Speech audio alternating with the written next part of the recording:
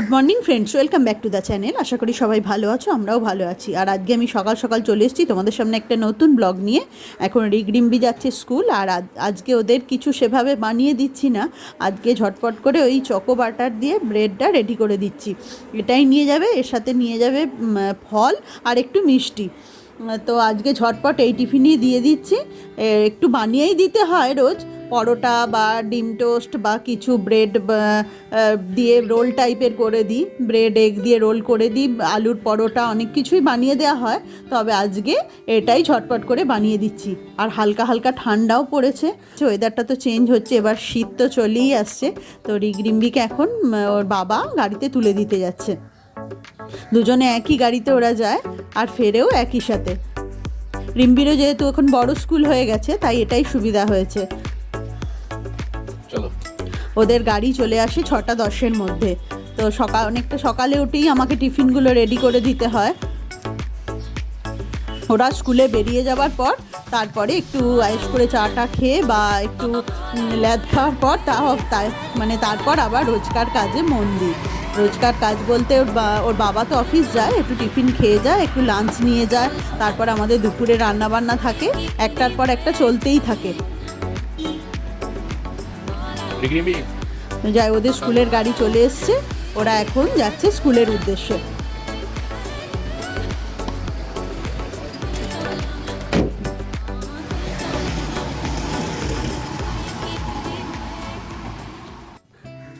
আর আমি তারপর থেকে আর ভিডিওটা কন্টিনিউ করিনি। আমি এখন চলে এসেছি স্নান টান করে একটু ঠাকুরের পুজো করার জন্য। যদিও রিক এসে এই পুজোটা বেশিরভাগ ক্ষেত্রে করে দেয়, তো আমি একদিন পুজোটা আমিই করি বা রিম্বিও করে। তো একটু ঠাকুর ঘরটা পরিষ্কার করার আছে, ওই জন্যই আমি আরও একটু স্নান টান করে তাড়াতাড়ি করে চলে এসেছি। তো একটু ঠাকুর ঘরটা পরিষ্কার পরিচ্ছন্ন করে নিয়ে ঠাকুরের পুজোটা করে নিয়ে তবে রান্নার কাজে হাত দেবো। আর আজকে রান্না আমি বেশি কিছু করব না, তাও যেটাই করব তোমাদের সাথে একটা রেসিপি অবশ্যই আমি শেয়ার করব। আমার চ্যানেলে তো আমি একটা করে রেসিপি তোমাদের সাথে শেয়ার করার চেষ্টা করেই থাকি। বেশিরভাগ ব্লগেই আমি একটা করে রেসিপি তোমাদের সাথে শেয়ার করি। তো একটু ঠাকুরঘরটা পরিষ্কার করে নিয়েছি। মানে রোজই পরিষ্কার করলে ভালো হয়, কিন্তু সেটা আর হয়ে ওঠে না। তো আমি এখন পুজো টুজো করে নিই। আর এখন আমার পুজো করা কমপ্লিট, চলে এসেছি রান্নার কাজে। আমি এই সবজি টবজিগুলো আগেই কেটে রেখেছিলাম।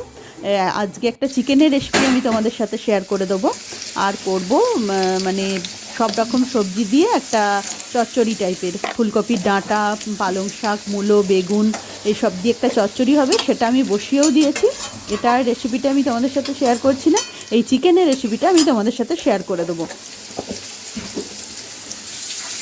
আর শীতকাল তো পড়ছি, এখন তো বিভিন্ন ধরনের মানে রেসিপি ট্রাই করার সময়।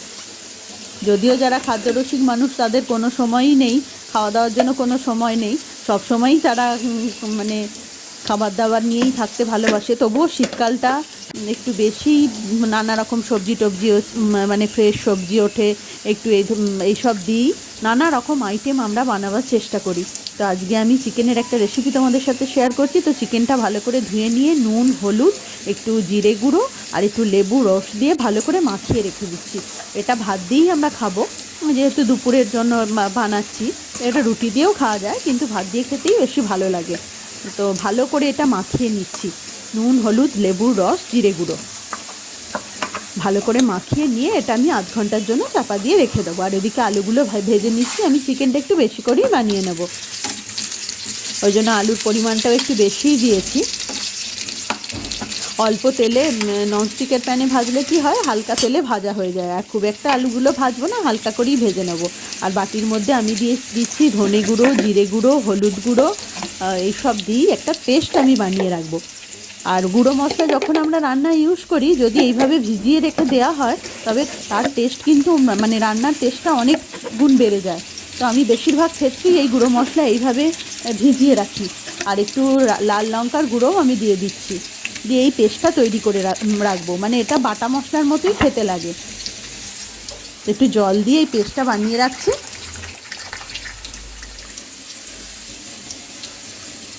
এটা একটু ভিজতে থাক।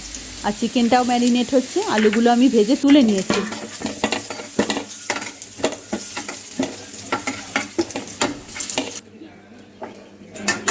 আর আলুগুলো ভেজে তুলে নেওয়ার পর আমি ননস্টিকের প্যানে চিকেনগুলো হালকা করে ভেজে নিচ্ছি।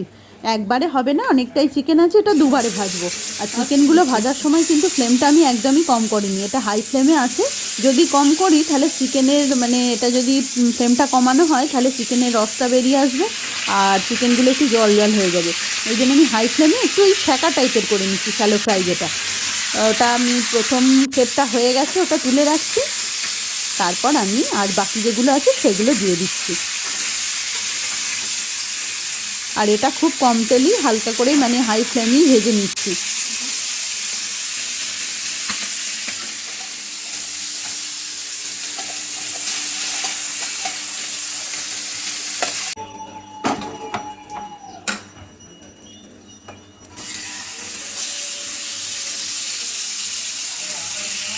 আর চিকেনগুলো ভাজা হয়ে গেছে, এবার কড়ার মধ্যে আমি বেশ কিছুটা সর্ষের তেল দিয়ে দিচ্ছি, দিয়ে গোটা গরম মশলা, তেজপাতা, গোটা জিরে এগুলোই ফোড়ন দিয়ে কেটে রাখা পেঁয়াজটা দিয়ে দিচ্ছি। এই চিকেনটা একটু অন্যরকম খেতে হবে, কিন্তু রেগুলার যে মশলাগুলো সেগুলো দিয়েই আমি বানাবো। মশলাগুলো একটু এদিক ওদিক করে দিয়ে যদি রেগুলার চিকেনও বানানো হয় তবে খেতে বেশ ভালোই লাগে। এক্সট্রা মশলা আমি কিছুই ইউজ করব না। আর এখানে একটু পেঁয়াজটা বেটে রেখেছি আর বেটে রেখেছি টমেটোটা একটু পেস্ট করে রেখেছি। আর মশলাতে তো জল দিয়ে আমি পেস্ট বানিয়েই নিয়েছি। আর আলু ভাজাও হয়ে গেছে, এবার পেঁয়াজটা ভাজতে ভাজতে আমি রসুন আর আদার পেস্টটা এর মধ্যে দিয়ে দিয়েছি, দিয়ে আবারও ভালো করে নেড়ে চেড়ে ভেজে নিচ্ছি। রান্নার মানে টেস্টটা তো হয় আসল কষানোতেই।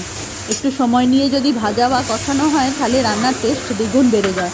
এবার আমি পেঁয়াজটা ভাজতে ভাজতে আমি আদা রসুনটা কষিয়ে নিয়ে এবার পেঁয়াজের পেস্টটা দিয়ে দিলাম। একটা পেঁয়াজ আমি পেস্ট করে রেখেছিলাম আর এদিকে বাটিতে যে মশলাটা আমি ভিজিয়ে রেখেছিলাম সেটাও দিয়ে দিলাম। আবারও ভালো করে নেড়ে চেড়ে কষিয়ে নিচ্ছি। এবার আমি দিয়ে দিলাম টমেটোর পেস্টটা। এটা দিয়েও খানিকক্ষণ আমি নাড়াচাড়া করে নিচ্ছি। এবার দিচ্ছি চিনি, বেশ কিছুটা পরিমাণে চিনি। আর চিনি দিলে সব মানে রান্নারই একটু ব্যালেন্সড হয়, চিনি না দিলে মোটামুটি সেভাবে। আর চিনি একটু সব তরকারিতেই দেওয়া আমাদের অভ্যাস, আমরা যেহেতু ঘটি।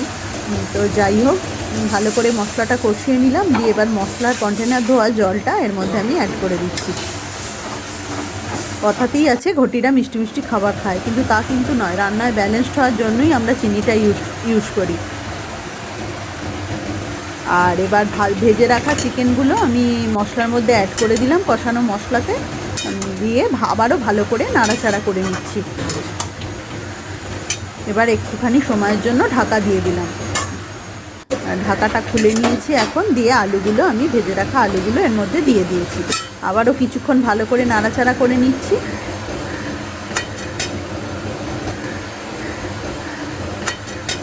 আর এবার আরও কিছুক্ষণের জন্য ঢাকা দিয়ে দিলাম। ঢাকাটা দেওয়ার পর খুলে আমি এবার কিছুটা জল অ্যাড করে দেবো, হালকা করে গরম জল বেশ কিছুটা পরিমাণে অ্যাড করে দেবো। এটা একটু ঝোল ঝোল হবে, কিন্তু খুব বেশি যে পাতলা ঝোল এই টাইপের নয়, একটু গ্রেভিটা ঠিকই হয়ে যাবে ফুটতে ফুটতে।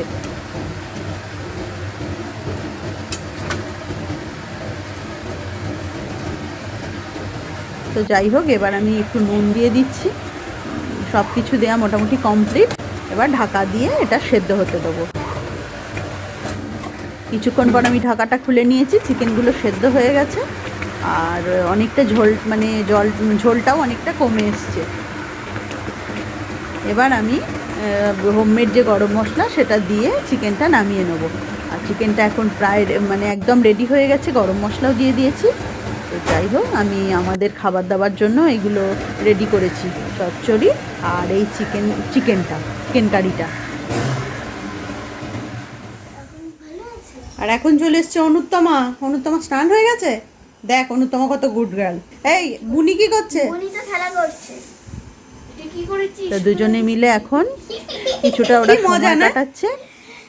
ছুটির দিনে আমি আরামসে ঘুমোই, যদি কেউ ফ্যান অফ করে না উঠে এসে ফ্যান অন করে আবার ঘুমোই, যে বলে যে ফ্যান অফ করবে আজকে তাকে আমি মজা দেখাবো। দাঁড়া, তোর মজা দেখাচ্ছি, দাঁড়া। রাজা যেটুকু বলি যে অনুত্তমা এই বলছে, বলবো? কেন? আর তোর বার্থডে কবে? আমার 16 জানুয়ারি, জানি না হবে কি না। না কেন হবে না? হবে না। দাঁড়া, তোর মজা দেখাচ্ছি, দাঁড়া। ওই দিন কি কবে পড়ছে কি মানডে? এই আন্টির হোমওয়ার্কগুলো করেছিস তো অনুত্তম? হ্যাঁ আমি অত কিছু মানে আর যাই হোক আজকের ভিডিওটা আমি এখান থেকে এন্ড করে দিচ্ছি। যদি তোমাদের ভালো লেগে থাকে প্লিজ আমার চ্যানেলটি লাইক করো, শেয়ার করো, চ্যানেলটিতে এসে কমেন্ট করো। যারা এখনো সাবস্ক্রাইব করোনি তারা সাবস্ক্রাইব করে আমার পাশে থেকো।